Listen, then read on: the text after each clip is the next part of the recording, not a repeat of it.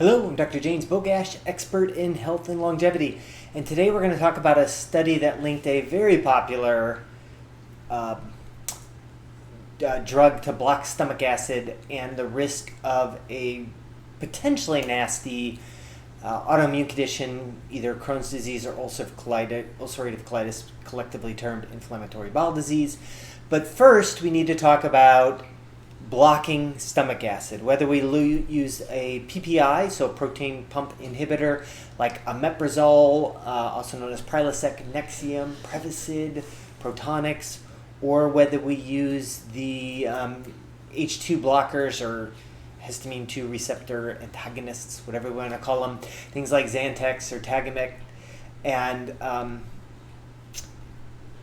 which by the way, some of those have been pulled off the market because of the NMDA contamination.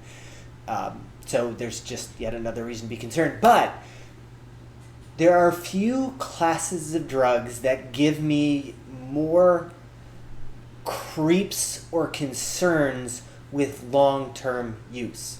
Now, somebody's got a bleeding ulcer, like this class of drugs will save your life, but we hand them out like candy, and I would gather that most doctors writing the prescription, GI docs included, because they're on the list, couldn't really tell you 10 or 12 or 15 things that are going to be affected by giving that class of drugs.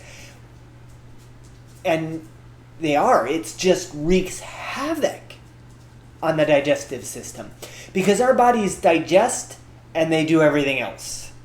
That's how important digestion is. If we can't digest and assimilate our foods, we're done for. And part of that digestion, a huge chunk, is stomach acid. And you're just shutting down one of the most important aspects of digestion, which is one of the most important aspects of what we do. And so long-term use of this class of drugs just gives me the willies, because it wreaks havoc on so many things and can ruin health for decades to come.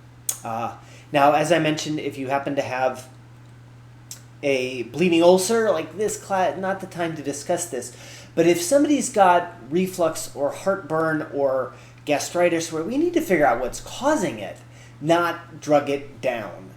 And I've certainly written about this more than enough over the years. I'm not going to go to it too much in detail. I will post a link to my article on SIBO, small intestinal bacterial overgrowth, which is heavily linked to blocking stomach acid.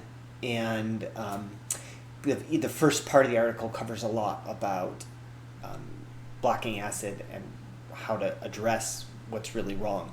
So in this particular study, researchers looked at regular users of PPIs. They didn't find the same link with the H2 blockers, but they looked at for the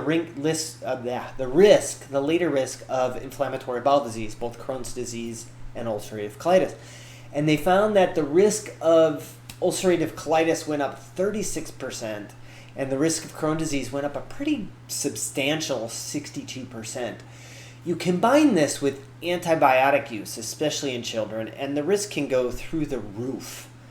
But the authors conclude, now it is true that there was a very small number of people that were truly affected in this large study. So the authors conclude, well, with small numbers, and the benefits for PPIs are substantial.